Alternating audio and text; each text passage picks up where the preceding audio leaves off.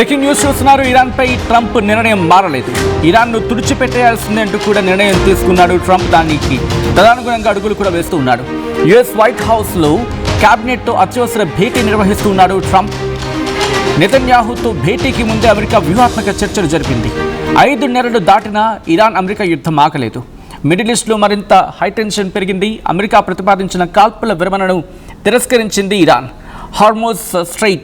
Hormuz పరిసరాల్లో Iran సైనిక స్థావరాలపై America దాడులు చేస్తూ ఉంది. డ్రోన్ నిల్వ కేంద్రాలు సహా కీలక సైనిక లక్ష్యాలను ధ్వంసం చేస్తుంది అమెరికా. బహ్రెయిన్, జోర్దాన్, కువైట్లోని అమెరికా స్థావరాలపై ఇరాన్ డ్రోన్ దాడులకు దిగుతూ ఉంది. అమెరికా ఆర్మీ ఉన్న ప్రాంతాలకు 500 మీటర్ల దూరంలో ఉండాలని ఐఆర్జీసీ హెచ్చరిస్తూ ఉంది. యుద్ధ ప్రభావంతో అంతర్జాతీయ మార్కెట్లో చమురు ధర $100కు చేరువైందంటే అర్థం చేసుకోవచ్చు. ఇక రెడ్ సీలో సౌదీ నౌకలను లక్ష్యంగా చేసుకుంది హౌతీ. దీంతో దాడులకు ఉపక్రమిస్తున్న సందర్భం. ఈ నేపథ్యంలో కీలకమైన డెవలప్మెంట్ చోటు చేసుకుంటున్నాయి. అక్కడ కూడా ఇటు ట్రంప్ ఆర్డర్స్ని పాస్ చేసినట్టుగా తెలుస్తుంది. ఇక ఏదైనా కూడా తగ్గేదే లేదు. అమెరికా ఇక విజృంభిస్తుంది తప్ప ఎక్కడ ఆగదు. ఇది నేనంటున్న మాట కాదు. If you can look in to international media లేకపోతే ఇంటర్నేషనల్ వెబ్సైట్స్ మీరు చూస్తే కనుక వాళ్ళు ఒక్కటే కోట్ చేస్తున్నారు, లాక్ అండ్ లోడెడ్. ఈ మాట వినిపిస్తూ ఉంది, లాక్ అండ్ లోడెడ్ ఒకటే అంటూ ఉన్నారు. ఇరాన్ టాక్స్ నేపథ్యంలో లాక్డ్ అండ్ లోడెడ్ అంటే అర్థం చేసుకోవచ్చు, అంతా సిద్ధంగా ఉన్నాం అండ్ లోడ్ అయి ఉంది. ఏ క్షణాన ఎప్పుడైనా కూడా ఒక పెద్ద ఎత్తున దాడికి పాల్పడే అవకాశం అమెరికా ఉందని చెప్పి. ఎంతవరకు జరిగింది ఒకటే, అమెరికా ఇరాన్ యుద్ధంలో. గెస్ చేయండి అదేంటో, అదేమై ఉండొచ్చు, ఆలోచించే ప్రయత్నం చేయండి. ఎస్, బహుశా మీ గెస్ ఒకటే ఉండొచ్చు. అది దాంట్లో కన్ఫామ్. ఏంటది? Ground operation. గ్రౌండ్కి దిగి గ్రౌండ్లో ఇరాన్ను పూర్తిగా నాశనం చేయాలి, ధ్వంసం చేయాలని ఆలోచన. అయితే యాజ్ ఆఫ్ నౌ ట్రంప్ వైఖరి ఎలా ఉంది అండ్ దాంతోపాటు ఎటువంటి డెవలప్మెంట్స్ ఉన్నాయి, హార్మూజ్లో ఎటువంటి పరిస్థితి ఉంది, ఇవన్నీ కూడా. ఇప్పటికే టారిఫ్లో యుద్ధం ప్రకటించిన ట్రంప్ ఇప్పుడు కీలకమైన దారుణానికి పాల్పడబోతున్నాడు అని చెప్పి ఇరానే మాట్లాడుకుంటుంది సందర్భం. అండ్ దీంతోపాటు ఇంకా ఏమంటూ ఉన్నాడు, కీలకమైన స్టేట్మెంట్ పాస్ చేయడం జరిగింది ట్రంప్. ఎలాగైనా కూడా దాడులకు ఉపక్రమిస్తామని చెప్పి. Dialogue between Washington and Tehran continue అవుతోంది అని చెప్పి ట్రంప్ చెప్పుకొచ్చాడు. దాంతోపాటు భయపెడుతూ ఉన్నాడు, మ్యాసివ్ అటాక్కి పాల్పడతాం, మేము మ్యాసివ్ అటాక్కి పాల్పడతాం. అఫ్కోర్స్ టాక్స్ విషయంలో వచ్చినప్పుడు United states remains locked and loaded అని అంటూ ఉన్నాడు. బట్ వెంటనే కౌంటర్ ఇచ్చారు Iran foreign minister Abbas Araghchi. నీ ఉడత బెదిరింపులకు భయపడం. అఫ్కోర్స్ మనం అంటూ ఉంటాం కదా ఉడత బెదిరింపులు అని చెప్పి, అంటే నువ్వు భయపెడితే భయపడిపోము అని చెప్పి చెప్పుకొచ్చిన సందర్భం. అయితే సౌదీ సివిల్ డిఫెన్స్ ఒకటే అంటుంది. The directorate of Saudi defence ఏమంటుందంటే, the danger has passed in Yanbu government. For your safety continue following civil defence instructions and avoid gathering and filming in case of emergency call 911. So దాడులు జరుగుతున్న సందర్భం దయచేసి జాగ్రత్తగా ఉండండి అంటూ కూడా Saudi కూడా వార్నింగ్ ఇస్తుంది. అండ్ దీంతోపాటు సౌదీ అరేబియా అలర్ట్ని జారీ చేయడం జరిగింది యాన్బు గవర్నమెంట్కి. సౌదీ సివిల్ డిఫెన్స్ ఏమంటుందంటే ఒక అలర్ట్ని పాస్ చేయడం జరిగింది, ఒక పొటెన్షియల్ డేంజర్ అయితే యాన్బు గవర్నమెంట్కి పొంచుందని చెప్పి. అండ్ దీంతోపాటు ఇజ్రాయెల్ ఫోర్సెస్ ఇటు నబ్లూస్ మీద, ఈస్ట్ నబ్లూస్ మీద దాడికి పాల్పడని చెప్తుంది. అండ్ దానిపై ఇజ్రాయెల్ కూడా దాడులకు పాల్పడుతోంది. ఇక్కడ ఇరాన్ అమెరికా ఒకటి అంటుంది, breach of agreement for Hormuz tensions అని కూడా. అంటే అమెరికాని అగ్రిమెంట్ని బ్రీచ్ చేసింది, అమెరికాని ఇటువంటి దుర్మార్గాలకు పాల్పడింది, అమెరికాని హార్మోజ్ స్ట్రైట్లో ఇంతటి ఘోరానికి కారణం అనేది ఇరాన్ చెప్తున్నమాట. గత 2 రోజులుగా జరుగుతున్న పరిణామాలు అయితే అత్యంత ప్రమాదకరంగా మారుతున్నాయి. హార్మోజ్ స్ట్రైట్ కావచ్చు, లేకపోతే స్ట్రైట్ ఆఫ్ మలక్కా సైడ్ వచ్చినప్పుడేమో వీళ్ళు హౌతీలు దాడి చేస్తున్నారు. అండ్ ఆ తర్వాత స్ట్రైట్ ఆఫ్ హార్మోజ్ నుంచి వచ్చినప్పుడేమో అమెరికా అని చెప్పి ఇరాన్ ఇలా ఒకరి మీద ఒకరు దాడులకు పాల్పడుతూ ఉన్నారు. దీంతోపాటు ఇంకో పక్క గురించి ఆలోచిస్తాయి, ఎక్కడా సంధి కుదురుతున్న ప్రయత్నాలు కనిపించడం లేదు, సంధి ప్రయత్నాలు ఎక్కడా కనిపించట్లేదు. ఈ నేపథ్యంలోని ఇరాన్ ఆస్తుల గురించి ట్రంప్ కీలకమైన స్టేట్మెంట్ ఇచ్చాడు. ఏమని? అమెరికా ఇరాన్ మధ్య ఉద్రిక్తతలు పెరుగుతున్నాయి రోజు రోజుకి. యుద్ధ పరిణామాల నేపథ్యంలో ఇరాన్కు నిధులను ఫ్రీజ్డ్ ఫండ్స్ ఉన్నాయి కదా, ఇరాన్కు చెందిన ఫ్రీజ్డ్ ఫండ్స్ని మేము ఉపయోగించేస్తామని చెప్పి ట్రంప్ ఇచ్చిన స్టేట్మెంట్ ఇప్పుడు ఇంటర్నేషనల్గా ఒక బిగ్గెస్ట్ డిస్కషన్కి దారితీసింది. ఏమంటాడు? అమెరికా ఆధీనంలో ఉన్న ఇరాన్కు చెందిన ఈ ఫ్రీజ్డ్ అసెట్స్ని యుఎస్ వెషల్స్, లేకపోతే యుఎస్ అమెరికా నౌకలు, లేకపోతే వెషల్స్ కావచ్చు, లేకపోతే కమర్షియల్ షిప్స్ కావచ్చు, వీటి గురించి కోట్ చేస్తున్నాడు. సో ఏమంటున్నాడంటే వెషల్స్ కావచ్చు, లేకపోతే ఈ కమర్షియల్ వెషల్స్ ఇవి, దీంతోపాటు ఇరాన్కి సంబంధించిన ఆస్తులకు జరిగిన అంటే ఇతర సంబంధిత ఆస్తులకు జరిగిన నష్టాలను భర్తీకి ఉపయోగిస్తాము. అంటే ఫర్ సపోజ్ సౌదీ అరేబియా వాళ్ళకి నష్టం జరిగింది అని చెప్పి వాళ్ళు చెప్పుకుంటున్నారు. సో వాళ్ళకు ఉపయోగించే అవకాశం ఉంది. అలా మిగిలిన ఏ దేశాలు అయితే తీవ్రంగా నష్టపోయాయో వాటికి ఉపయోగించే అవకాశం ఇక్కడ కనిపిస్తూ ఉంది. దాంతోపాటు ఇంకా ఇక్కడ అమెరికా ఇరాన్ మధ్య సైనిక ఉద్రిక్తతలు కొనసాగుతున్న టైంలో ఈ ట్రంప్ ఇచ్చిన స్టేట్మెంట్, అందుకని బెహ్రెయిన్ కావచ్చు, వీటికి ఉన్నాయి కదా యుఎస్ బేసెస్, అక్కడ నష్టపోయింది కదా, ఆ యుఎస్ బేస్ అక్కడ ఉండడం కారణంగా ఆయా దేశాలు నష్టపోయాయి. అండ్ మాకు నష్టపరిహారం ఎవరు చెల్లిస్తారు అని చెప్పి గల్ఫ్ దేశాలు అడిగినప్పుడు యుద్ధ భయం, అంటే యుద్ధం కారణంగా మీరు నష్టపోయారు కాబట్టి మీకు ఇరానే చెల్లిస్తుంది అని చెప్పి ఒకనొక సందర్భంలో ఇండైరెక్ట్గా అమెరికా చెప్పుకొచ్చింది. ఇప్పుడు అమెరికా ఏముంటుంది? ఫ్రీజ్డ్ అసెట్స్ వాళ్ళు ఉన్నాయి కదా, వాటిని తీసి మీకు పనిచేస్తాను, ఎక్కడైతే నష్టపోయిన వాళ్ళకి భర్తీ చేస్తాను అనేది ట్రంప్ వర్షన్. అంటే ఇకపై నౌకలు కావచ్చు, సరుకు, లేకపోతే వాటికి సంబంధించి ఏదైనా ఆస్తి కనుక నష్టం జరిగితే అమెరికా ఆధీనంలో ఉన్న ఇప్పుడు ఆ డబ్బుల్ని చెల్లించేస్తుంది అమెరికా. ఇది ట్రంప్ మాటలు చెప్పాలంటే. అయితే నష్టాలు భారీగా ఉండొచ్చు, అయితే ఇది న్యాయమైన చర్య అని చెప్పి ట్రంప్ తనకు తాను సపోర్ట్ చేసుకుంటున్నాడు. అయితే యెమెన్ హౌతీ ఏం చేస్తున్నారు?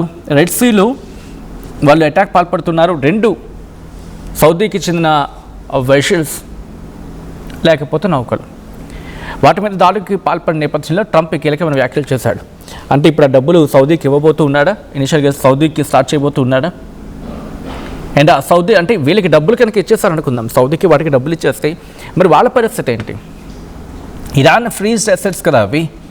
ఎలా ఉంటుందంటే నా డబ్బులు నేను బ్యాంకులో పెట్టుకున్నా, ఏదో అవినీతి అని చెప్పి బ్యాంకు వాళ్ళు దాన్ని లాక్ చేశారు. సో ఆ డబ్బుల్ని ఇది నా కంట్రోల్లో ఉంది కదా, నేను ఇచ్చేస్తాను, నీ వల్ల నష్టపోయాడు కాబట్టి నీ డబ్బులు నా లాకర్లో పెట్టుకున్నవి నేను నీ లాకర్ ఓపెన్ చేసి ఇచ్చేస్తానంటే ఎంతవరకు సమంజసం? అంటే ఇక ట్రంప్ టార్గెట్ ఒకటి, ఫస్ట్ ఇరాన్ని ఫినాన్షియల్గా వీకెండ్ చేయాలి, ఇరాన్ని బలహీనపరచాలి పూర్తిగా ఆర్థిక పరంగా. అందుకే ఏం చేస్తూ ఉన్నాడు? కశ్మీర్ ఐలాండ్ని టార్గెట్ చేస్తూ ఉన్నాడు, చబహార్ పోర్ట్ని టార్గెట్ చేస్తూ ఉన్నాడు, వాళ్ళ డ్రోన్ సిటీస్ని టార్గెట్ చేస్తూ ఉన్నాడు, దాంతోపాటు మిగిలిన ప్రాంతాన్ని టార్గెట్ చేసుకుంటూ ఉన్నాడు. సో వీటితో పాటు వాళ్ళ న్యూక్లియర్ ఫెసిలిటీస్ని టార్గెట్ చేసుకుంటూ ఉన్నాడు. వాళ్ళ రీసాలిటేషన్ అంటూ ఉంటారు, అంటే ఉప్పు నీటిని మంచినీటిగా మార్చుకుని ప్రక్రియ జరిగే ప్రాంతాలు ఉంటాయి కదా, లేకపోతే పరిశ్రమలో ఓడబెట్టినవి, వాటిని టార్గెట్ చేస్తూ ఉన్నాడు. దాంతోపాటు ఇంకా ఏమంటున్నాడు? ఇటు ఏ ప్రాంతాలను అయితే కీలకంగా ఇరాన్ చెప్పుకుంటుందో వాటిని మేము టార్గెట్ చేస్తాము అని చెప్పేది ఇక్కడ ట్రంప్ మాట. సో ఇలా జరుగుతున్న క్రమంలోనే ఇప్పుడు కీలకమైన డెవలప్మెంట్ చోటు చేసుకుంటోంది. మరీ ముఖ్యంగా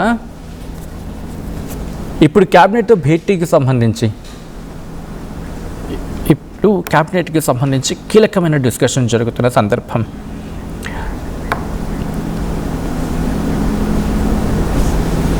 రైట్, ఒక్కసారి ట్రంప్కి సంబంధించిన విజువల్స్ చూపించే ప్రయత్నం చేస్తూ ఉన్నాను.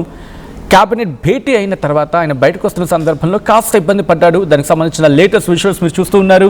ఇటు ట్రంప్ క్యాబినెట్ భేటీ అయిన తర్వాత బయటకు వస్తున్న సందర్భంలో కింద కుప్పకూలిపోయాడు.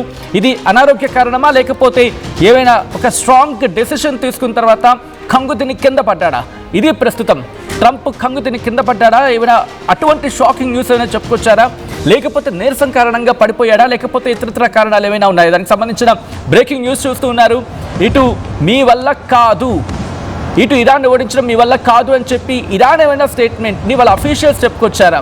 దీంతో ఇక చేసేదేమీ లేక మానసికంగా కుంగిపోయి కింద పడిపోయాడా? లేకపోతే అనారోగ్య రీత్యాల కారణంగా ఏమైనా పడిపోయాడా? ఆయన లేపే ప్రయత్నం చేస్తున్నారు సెక్యూరిటీ ఫోర్సెస్ పక్కన. సాధారణంగా మనం సినిమాల్లో చూస్తూ ఉంటాం, ఒక షాకింగ్ న్యూస్ చెప్పిన వెంటనే అక్కడ ఉండే యాక్టర్ కుదేలైపోతూ ఉంటాడు ఒక్కసారిగా. అటువంటి సీన్ కనిపిస్తూ ఉంది. ఆ మనిషి ఒక్కసారిగా కుప్పకూలిపోయాడు. ఒక్కసారి అక్కడ పరిస్థితులను చూద్దాం.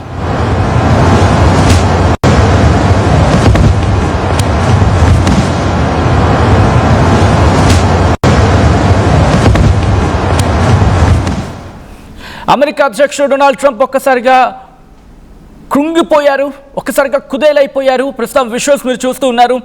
ఆయనకు నీరసమే కారణమా లేకపోతే ఇతరతర కారణాలు ఏమైనా ఉన్నాయా? దట్టు ఇటు క్యాబినెట్ భేటీ అయిన తర్వాత, మరి ముఖ్యంగా యుద్ధానికి సంబంధించి కీలకమైన డిస్కషన్స్ జరిగే క్యాబినెట్లో. ఆ క్యాబినెట్ భేటీ అయిన తర్వాత ఈ పరిణామం చోటు చేసుకుంది.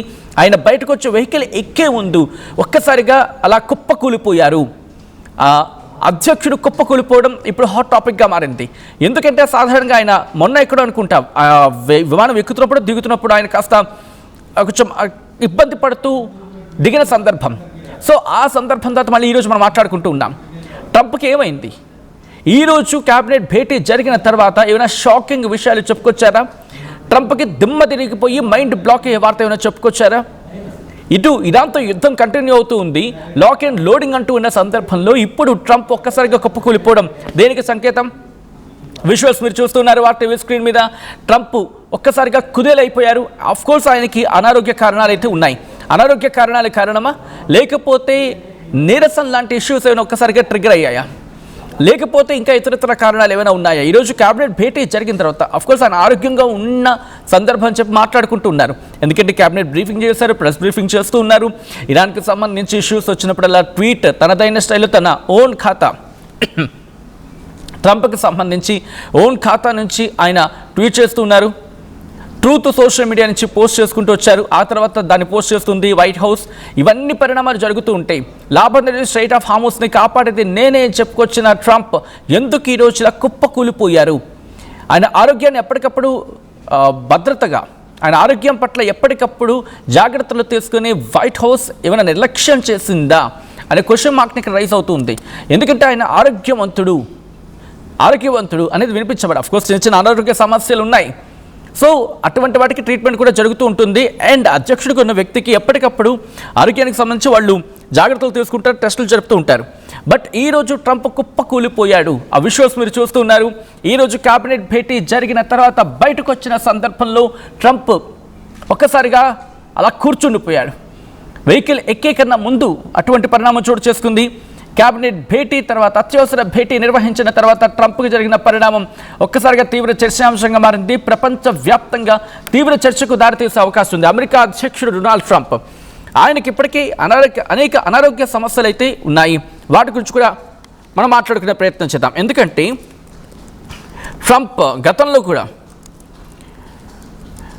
ట్రంప్ అనారోగ్య సమస్యలు గతంలో కూడా ఆయన ఇబ్బంది పెట్టాయి.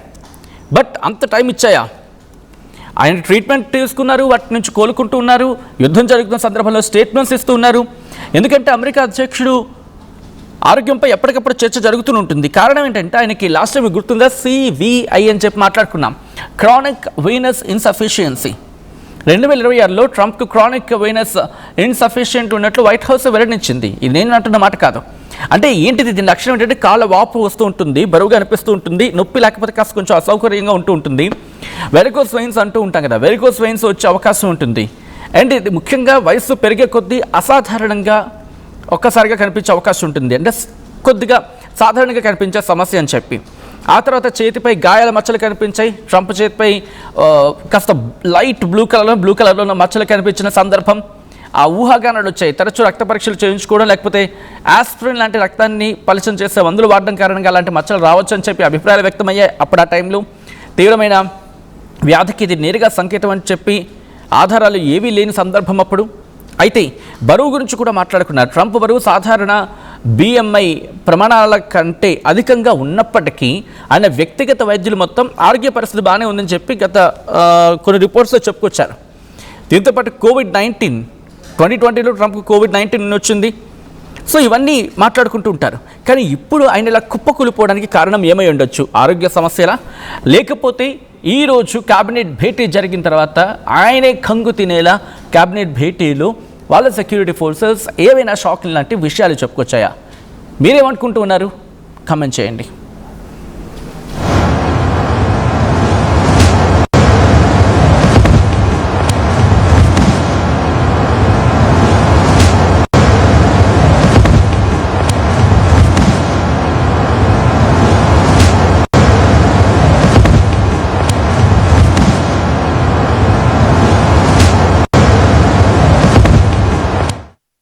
ఎప్పటికప్పుడు నయా న్యూ ట్రెండ్ ని మనకు అందిస్తూ అప్పుడు ఇప్పుడు ఎప్పుడైనా మనందరి చాయిస్ కిసాన్ ఫ్యాషన్ మాల్ వచ్చేస్తుంది మన ఈసీఎల్ కి జూలై 24న గొప్ప ప్రారంభం. ఏం కొన్నావురా? అమ్మకి 10, అత్తమ్మకి 6, అమ్మమ్మకి 4 కేజీలు చీరలు మామా.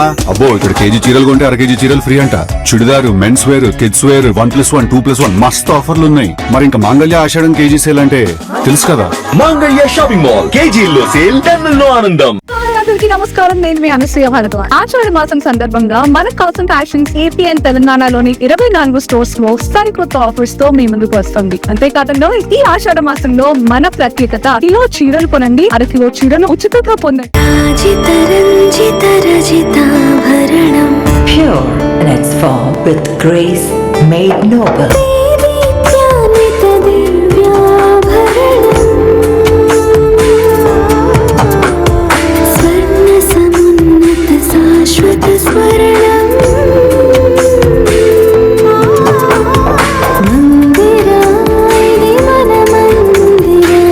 Mandira Premium Silver Jewelry by Manipali. I'm Gomati, a data scientist and a classical dancer. I'm more than one. At Anurag University, be everyone you dream to be. Tournament కి ముందు పెయింట్ ఎలా చేస్తాం?